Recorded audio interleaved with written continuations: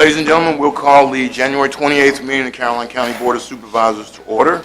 Let the record state that all board members are here. Representing the Port Royal District is Mr. Calvin Taylor. Representing Western Carolina is Mr. Jeff Black.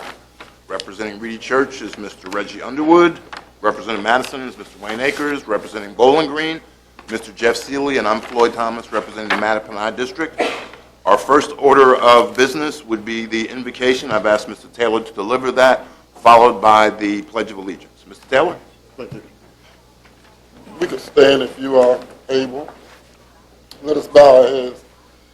Our Father in heaven, we come to Thee at this hour, thanking Thee for the blessings that Thou have given us. We thank Thee for this opportunity to meet and to discuss those things that prove to be of interest to the citizens of Caroline. We ask that You would give us knowledge and wisdom and help us to make those decisions that prove to be in the best interest of the majority of those that we serve. And we will be sure to give You all the praise. These and all the blessings we ask. In Your name we pray. Amen. Amen. Please join me with the Pledge of Allegiance. I pledge allegiance to the flag of the United States of America and to the republic for which it stands, one nation, under God, indivisible, with liberty and justice for all.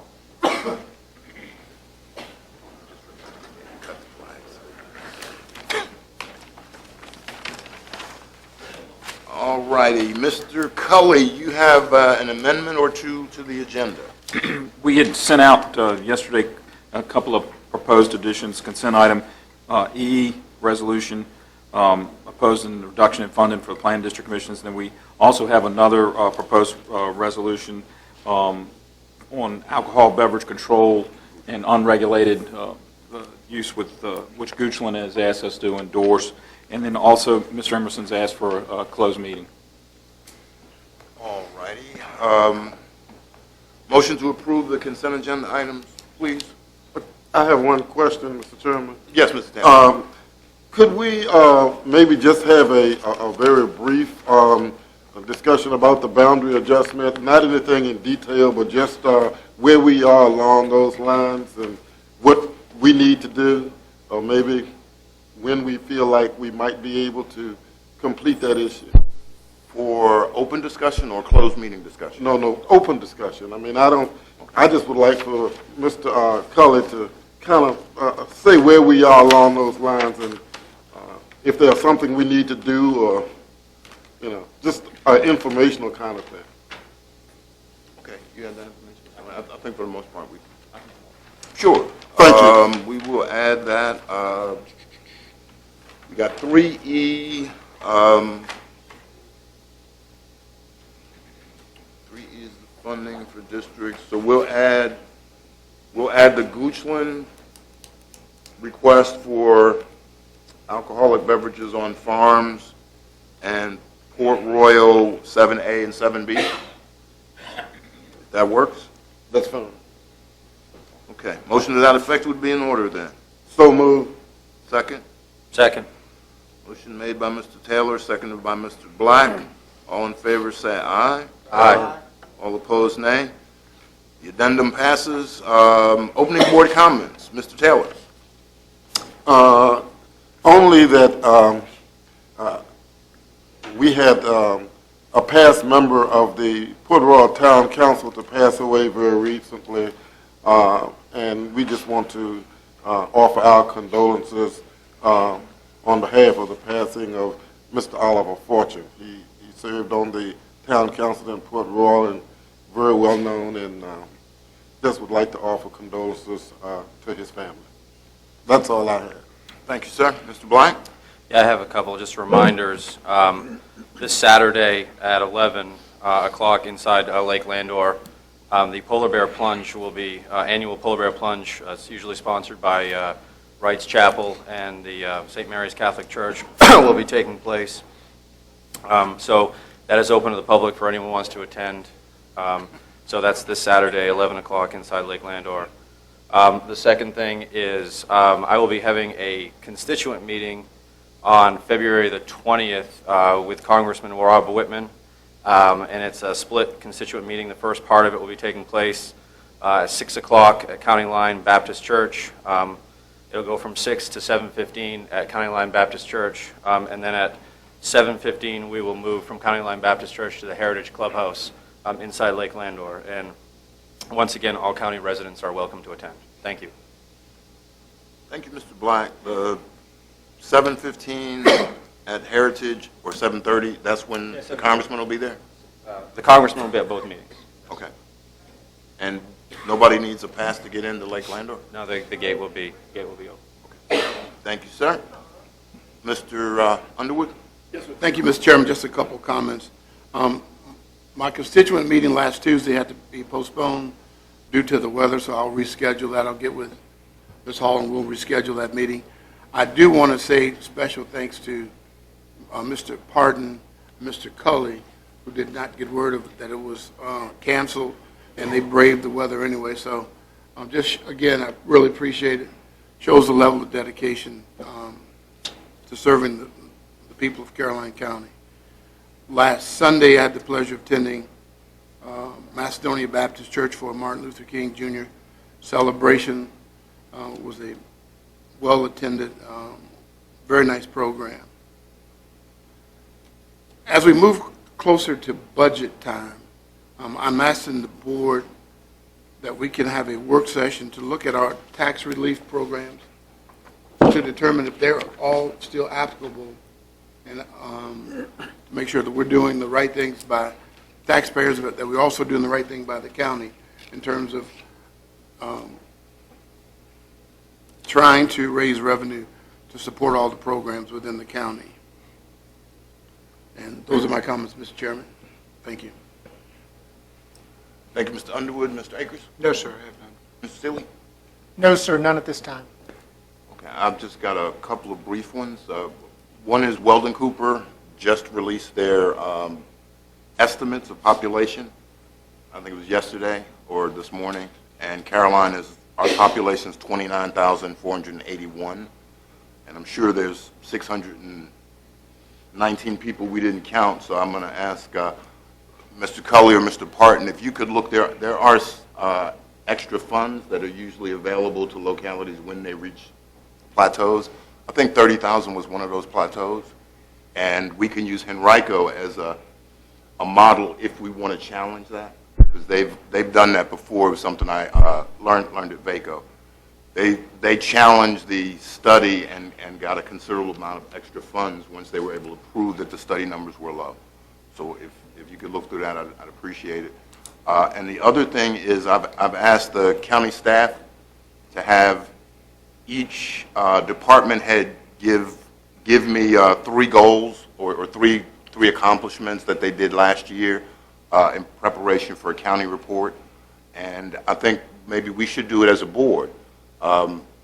Just for a brief study at our next meeting, if each board member could come up with 3 goals and or objectives that they would like to accomplish during the year, we could spend maybe half an hour discussing those, 5 minutes per supervisor or less, just to get a consensus of where we want the county to kind of focus their attention. Because there's a lot of things, and they could be anything. I just wrote a couple down, increased school funding, reduce budget spending. There's really no right or wrong answers. We just want, share ideas. So that's the other thing. Those are my comments. I know I'm forgetting one, but I'll save that for closing. Mr. Chairman, Yes, sir. I know I'm out of order, but at the last meeting, I had requested to look at the calendar for State Fair, for State Farm, of events. We talked about racing. Yes. That was on the calendar for February. It is. And we were going to look at that to determine if that was, because that was part of the prophecy that we would not have racing there. So that was something that has to be addressed. We'll have that out to the board next week. We're working on that now. Okay. Thank you. That's all. Sorry, I'm out of order, Mr. Chairman. That's all right.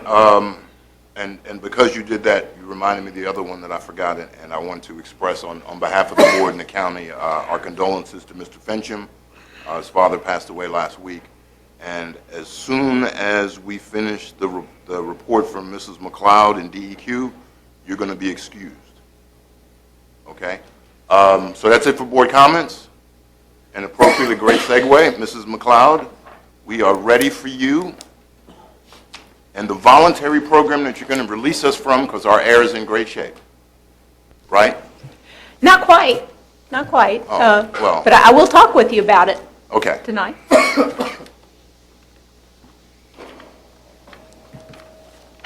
think you got a PowerPoint? Yeah, it's in my bag. Thank you. Thank you. Super. Yeah, I don't know which one.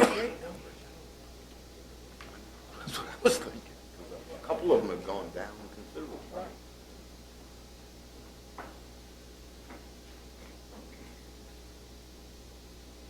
Let's see here.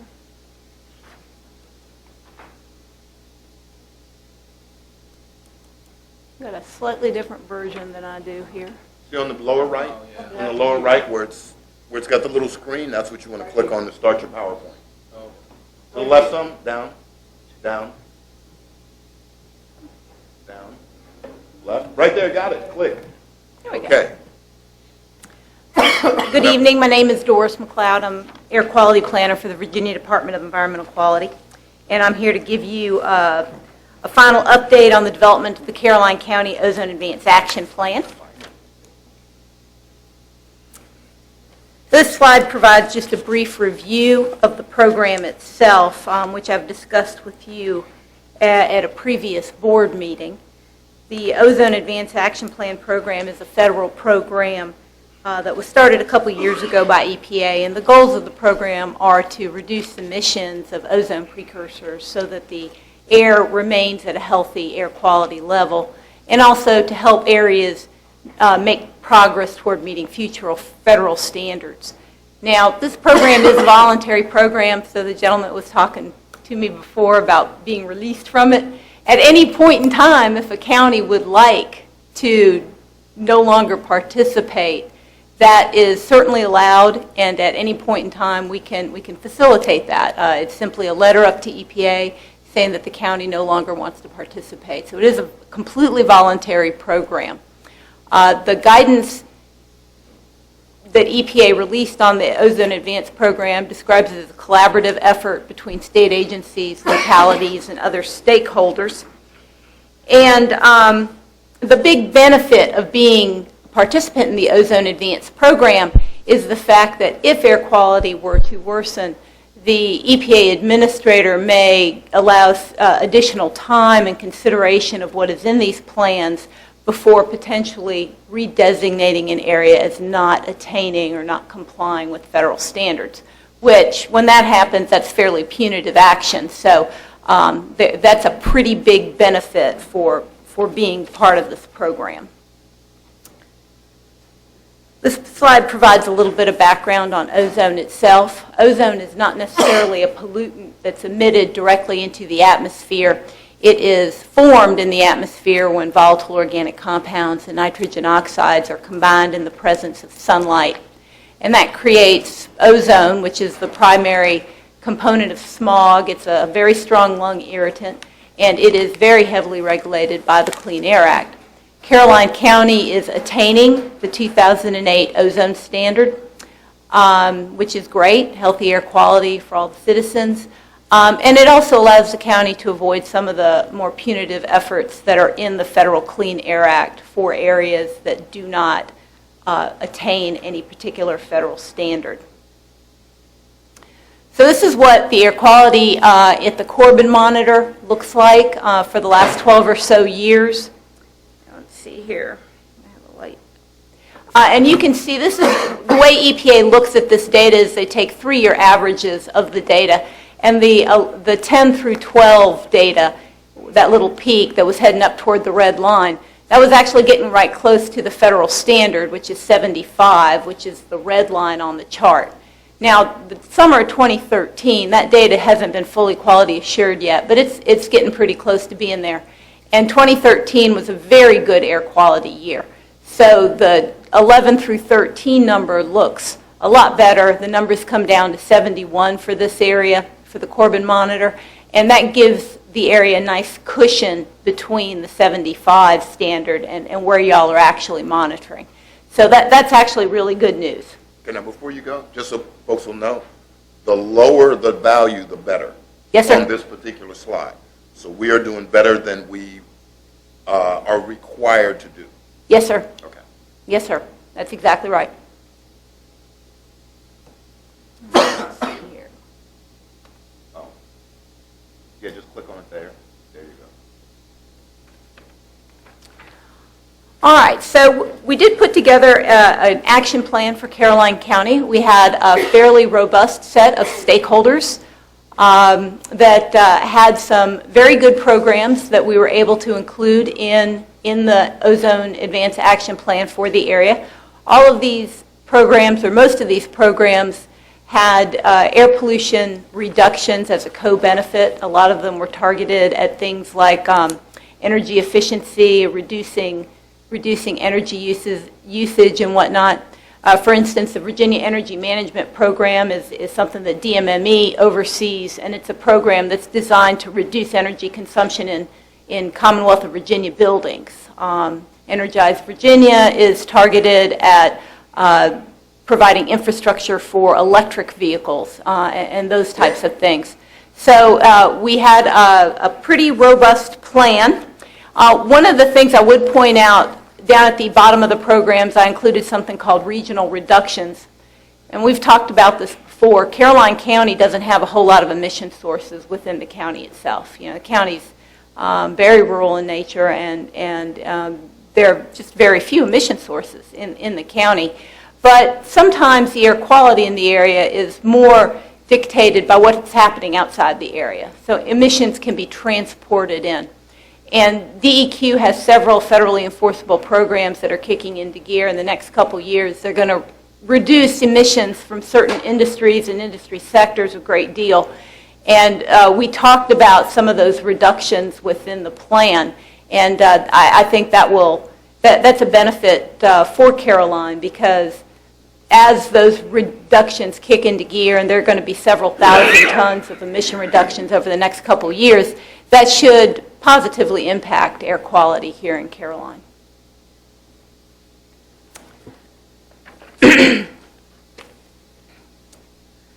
So we drafted up a plan and we provided it to the stakeholders in the program and let everybody review and comment on it. And we made all the changes that were recommended and sent that gussied up draft to EPA and asked for their review and comment. We got very favorable comments back from EPA Region 3 as well as the central office. And then we took the draft plan and the appendices out to public comment for a 30-day comment period, and we did not receive any comments on it. So our next step here is to transmit the final documents up to EPA. So I'm here this evening to follow up with you on the plan development and also to answer any questions you may have on the plan prior to DEQ finalizing it and submitting it to EPA. So can I answer any questions on this effort? Well, thank you first for the presentation. While she turns the lights back on, we've had this discussion before, and you just mentioned it, the Corbin monitor for the Caroline quality is really a mile inside, maybe 2 miles inside the county. And the maps you furnished us, it's the glide path for Fort A.P. Hill. And it's also close to Shannon Airport. And one of the slides I can't find, but there's another airport, I guess, right on the Stafford side, a smaller airport. So we don't have any control or any influence with any of that, but yet and still that's a great contributor to ozone quality. How do we get relief from that? And I'm sure DEQ has no jurisdiction with the federal government as far as Fort A.P. Hill. They may be a stakeholder, but I don't know if they're going to listen if you tell them something. So how do we control that? Well, right now the monitors, and for the past several years, the monitors' data has actually been showing pretty good air quality. I guess I'm not quite understanding the concern there. Are you feeling like it's influenced by I-95 or Fort A.P. Hill emissions? I feel it's influenced by Fort A.P. Hill, in particular the large transports that they fly directly over the testing station, And if you had a counter in the middle of the county, like say Sparta, the air would be wonderful. The air is wonderful throughout the whole county except that little spot right there, which is the glide path for Fort AP Hill. And I mean, really, we've had this discussion before. We appreciate all the things we're doing. We all like clean air. But we're unjustly scrutinized for something that's not really our responsibility. And you just said we have no pollutants in the county. The emissions inventory in the county and some of the charts within the plan illustrated that fact. It's very small. And to be honest with you, that includes AP Hill. AP Hill does not have a large air emissions footprint, especially when you compare it to an unlike source such as a electric generating unit. And even when you compare it to some of the bigger military bases across Virginia, for instance, Fort Belvoir, Fort Lee, that have almost more of an industrial flavor. You know, they have paint spray booths and they have welding shops and things like that, and you don't see as much of that at AP Hill. You know, AP Hill may be a big emitter in terms of Caroline County because there's not a whole lot else in Caroline County, but in terms of Virginia as a whole, it's not a significant source of emissions as compared to the overall body of emissions inventory or compared to some of the other military posts. Have you seen one of those giant transports flying over Route 2? You have? Have you seen the Ospreys? I was in the Army. Have you seen the Ospreys that Up they're close flying and- there now? Up close and personal. They smoke, Sure. don't they? They smoke, don't they? They're like British cars. They smoke, they burn oil. It's not us. Yeah, no, I don't disagree that, you know, the military posts do have a presence. You know, there is military bases are not zero emitters, and I don't know that they can ever be. Right. I just want, see, because you've explained it before to us what would happen if we're in the non-attainment, then we would have to go to, It is a deleterious situation. we have to go to recovery things at the gas pump. That's going to be an extra cost to the people that are running the gas stations, which means it's going to be extra cost to the people. I just really don't want the folks in Caroline County to be impacted by something that's not necessarily our fault or our doing. We support the military. We're proud to have them here, but that's not our air quality problem. Like I said, if there was a sensor in Sparta or in Reedy Church, Mattapanai in the middle of the county somewhere, it would be wonderful, or better than it is. Well, no, I'm going to stick by wonderful. Okay, any other questions? Mr. Underwood? I have two, Mr. Chairman. Number one, first of all, it just appears from 2003 as the county population increased, and I'm sure road traffic and those things increase, yet the pollutants actually decrease as our population increased. Yes, sir. Which That seems to be- that is actually, that's absolutely true. That speaks Now- to the nature of transport.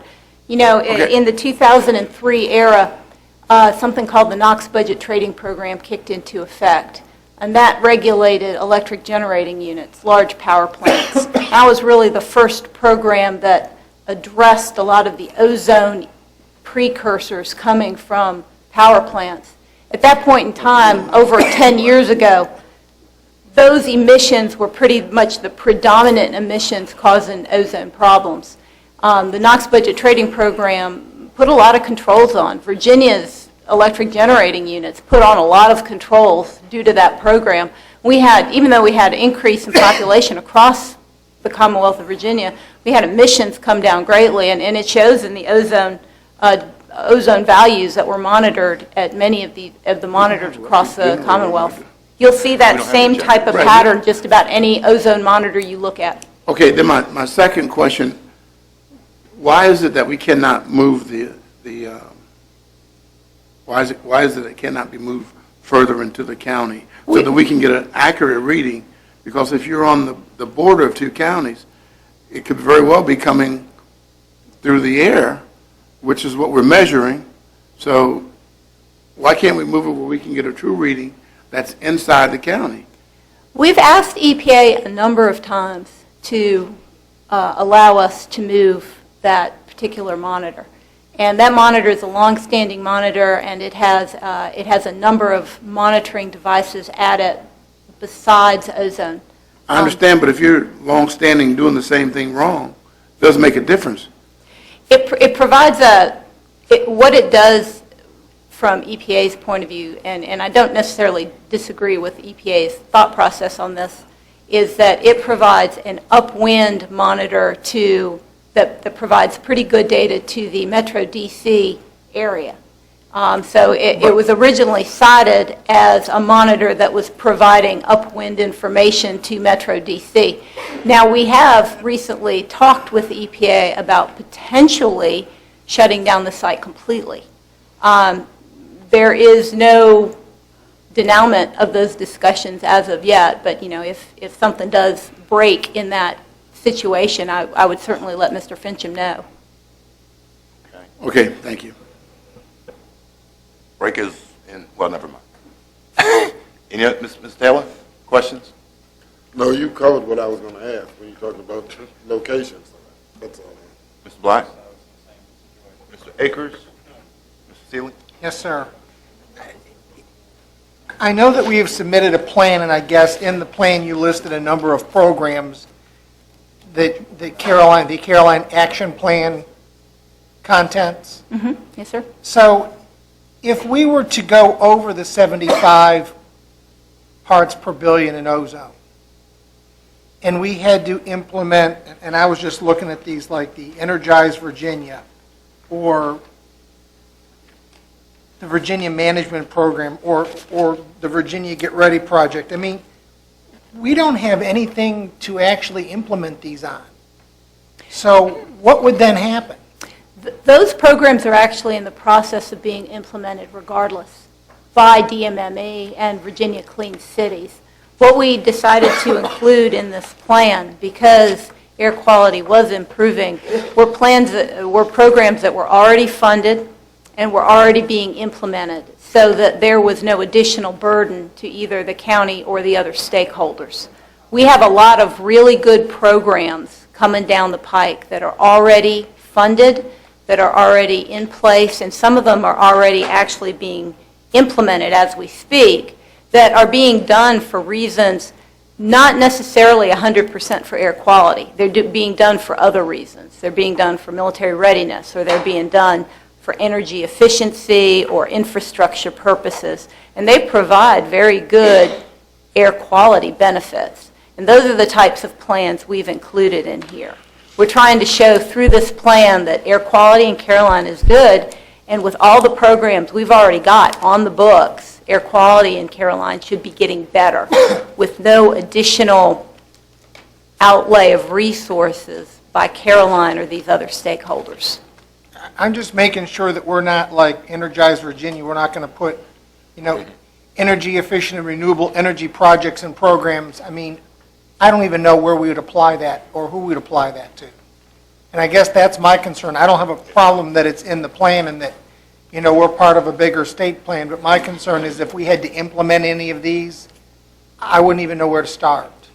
No, sir, those are being implemented by DMME and other agencies, and we've already got those on the books, and what's being implemented is already on the way.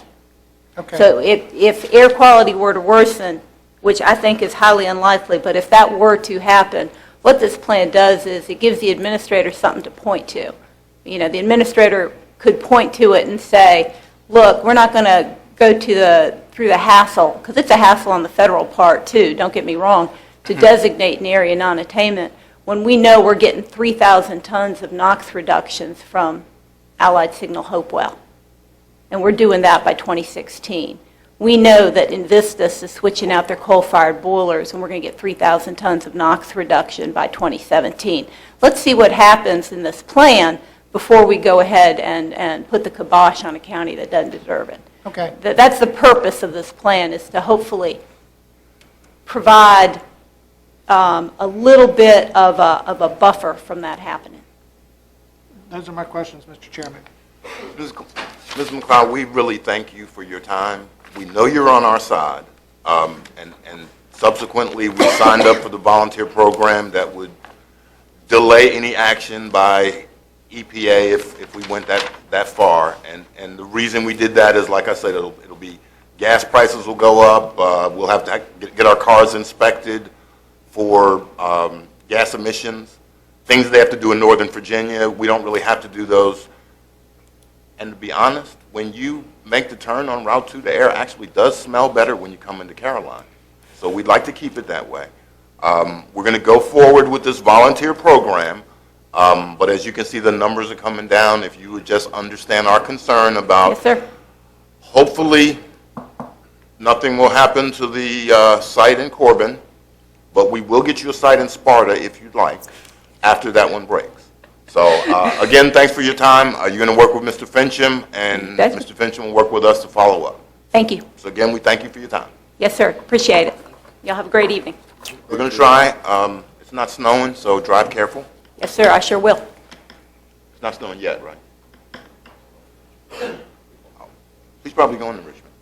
Okay, appointments. We have a community policy and management team, and that was, we had two people that were there, Social Services Director and Jeanette Kearns of the Health Department. And both of these had to be appointed by the board. So, and you don't say they're willing to serve, but those are the two we had to appoint to round out the team. Motion to that effect would be in order then?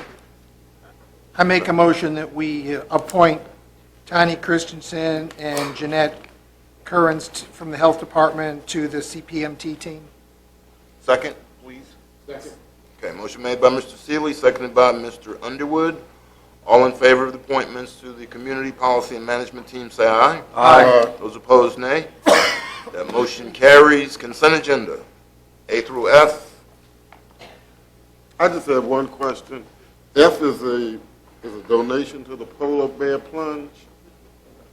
Yes. Is that, okay, is that to be added to the fund for monies, for fuel, or I just, Mr. Black has asked for that. I'll let him explain that.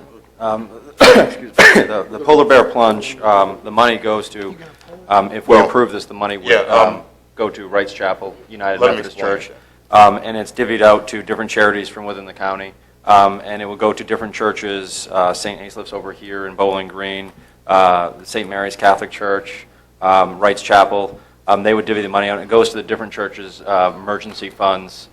Some churches do, I think Wrights Chapel does heating for people who can't afford it. St. Mary's does a food pantry. And I'm not sure what St. Asaph's does over on the Bowling Green side, but it's all for emergency purposes for, it's their emergency funds for people so in we are need. adding that to the fund is my question. Yeah, we'll give it to, it would be a check from Caroline County to Wrights Chapel, and then they would divvy it out That's fine. however they would so choose. I just wanted to know what it was. Okay. All right, so we should have just pulled that and had discussion, but is anyone else have a question on F? Yeah, I do. My only comment there is I think that there are many church affiliations and organizations that help us assist residents within the county, and I think maybe we should look at each possible organization that provides some services within each district, and maybe have a fund that we would help within each area. That way, we could help. There's plenty of need within the county, I believe. I think churches do a wonderful job, so I think not only we look at this, but I think we look at, I think it's, for me, it's kind of wrong to just say this is the only need, when I think there are other needs that we could still set in service as well. That's just my thought. And in that sense, to follow up, if there are other needs like this, especially as we get into the budget process, because we don't have a specific budget line, if there are other needs like this that are identified, then we could bring those to the board and discuss those, and probably give them the same favorable nod, is really what you're saying. Okay. The board has no problem with that, and you want to move on, and that's the consent, we'll move on. Ms. Akers, you Have a question? I have a comment. Comment?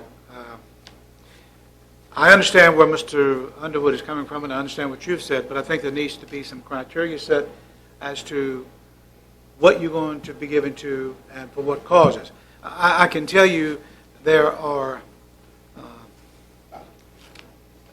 more than thousands of groups that can say, I can use money and I will do this and I will help that group and I'll help this person. So before I would like to see, or before I would vote to start just giving money away, I know what this cause is about.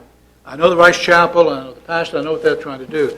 But I think that before I would vote to start just giving money to groups, we need to set criteria as to what will be accomplished in giving the monies away. And that's my comment. That's exactly what I was passing to Mr. Cully as you were making your comment.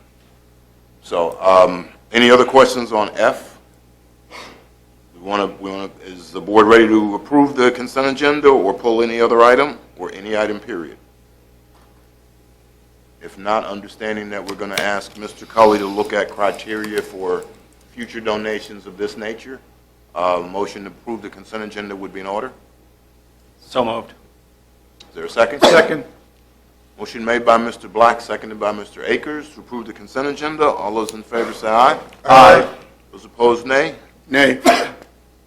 Motion carries 5-1. Mr. Underwood was the dissenting vote. All right, we're not going to take a 45-minute break. We're going to do real quickly agenda item number 7. Agenda item number 7 is discussion of the county administrator's upcoming performance review. We are not going to do his performance review in public right now. We are just going to, unless you'd like us to. No? Okay. I mean, you might. Okay. What we have this on the agenda for is in the past, and we haven't had a performance review for Mr. Cully yet. You've been here almost 2 years? March?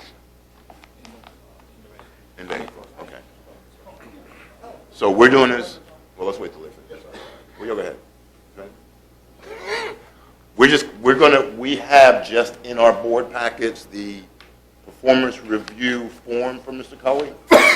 He's going to complete that form. Each board member is going to complete that form, and we will have a closed meeting at the end of our February meeting. Does February look crowded? It looks crowded? You want to do it in March, the first week in March? February looks crowded, and the weather's not going to be any better, so we'll probably be trying to get out of the snow anyhow. All right, we'll do it the first meeting in March, which would be the 11th. Okay. That was the only thing we had there. Let's do agenda item number 5, which is the... 7A, 7B. Oh, let's do 7A and 7B since we're on 7. Right. I'm sorry, Mr. Parton. 7A, we got an email from Goochland. They sent it to me. I thought they sent it to all the board members. Did all the board members got the email? It's basically, Mr. Cully, you did a little more research. I'll let you explain it. Well, our concerns after talking to Mr. Fincham are the same that Goochland has, is that this would open up events on property without any regard to the size of the event or and no standards such as parking or control of an event. That would be an alcohol beverage license because it's a farm brewery license. Right. And while we're not opposed to farm businesses, I think just to exempt completely all standards in zoning from those could lead to this being established, and you have a couple hundred acres and 5,000 or 6,000 people show up to some type of event. It may not happen here, but I mean, without any control somewhere. I mean, so I think that's been Goochland's concern that's been passed around the state. Everybody, zoning is there to protect the citizens as a whole.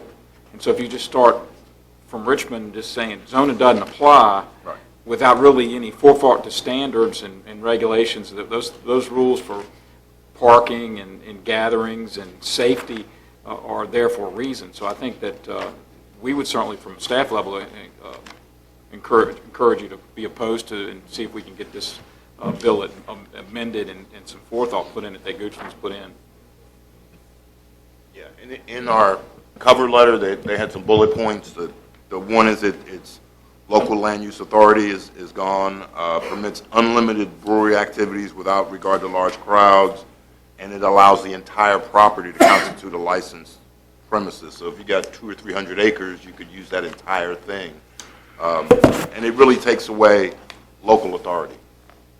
So the folks in question. Goochland asked us, yes. And I guess it's maybe, Mr. McCullough, you know, does this have anything to do with the bill that Bob Marshall from Prince William, or are there any connections to the bill he's introduced? I know that there was an issue up in Fauquier County about a lady that ran a vegetable stand there on a farm, and the Fauquier Board of Supervisors, they went in and charged her so much for violating their ordinances. Is this all tied together? I don't believe it is directly related to, and I believe that was Delegate Lingenfelter's bill last year. It's in this year, too. Bob Marshall. But there is also a bill, you're correct, about agritourism and agribusiness that I think share some of the similar traits with the language in the bill and the problems from an administrative perspective in the county. On the one hand, they're saying you can't have zoning regulations except where it's for public health, safety, and welfare. Well, that's what the zoning regulations by code are designed to address. So, yeah, the two bills together, I think, are a potential issue for not only Caroline, but any local government. What I would like to maybe see us do is we have some opposition, or we have opposition to what is being proposed. Do we have any thoughts about what would be acceptable to what they're trying to accomplish and what the General Assembly is trying to do? If we have some thoughts as to things that would be acceptable to the board, and then I think we should make those suggestions as to if you feel like you have to change the ordinance in order to protect the farmers, then at least keep these issues in mind. Yes, sir. Rather than just flatly saying, we oppose what you're trying to do.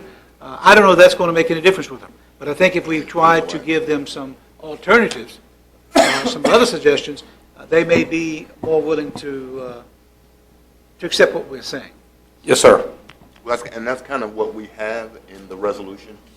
The resolution mentions the things that they're saying are local land use authority, unlimited brewery activities, and that's basically what we got from... No, I know, but if we talk about 5,000, that may be a crowd limit that we can accept. And let's put that in there. We would accept a crowd limit up to, something along those lines. What we're saying is we're opposing these particular provisions that you're putting into the bill. I just think we need to have some alternatives. We don't actually have any official breweries run on farms at this point in time in the county. No, sir.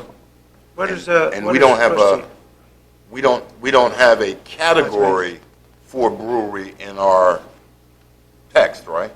We would need a text amendment. Other than what's other than a business, okay? You're right. Out in the rural areas, there's nothing there. In the business district, it would fall under one of our existing designations. This bill speaks to rural areas. Well, that's us. Right. Mr. Fincham, Rural zoning districts. where would a winery fall if somebody were to apply for a winery in Caroline? It would be permitted in the ag district.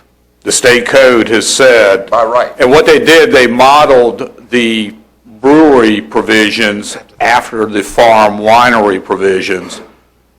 That's where other localities have had issues. What is an event that's customary and incidental to a winery? Hot air balloon rides, et cetera, et cetera. That's where localities have struggled with the regulations as they have been written by the General Assembly. But the wineries that are in Virginia, they're limited to wine tastings in their facility.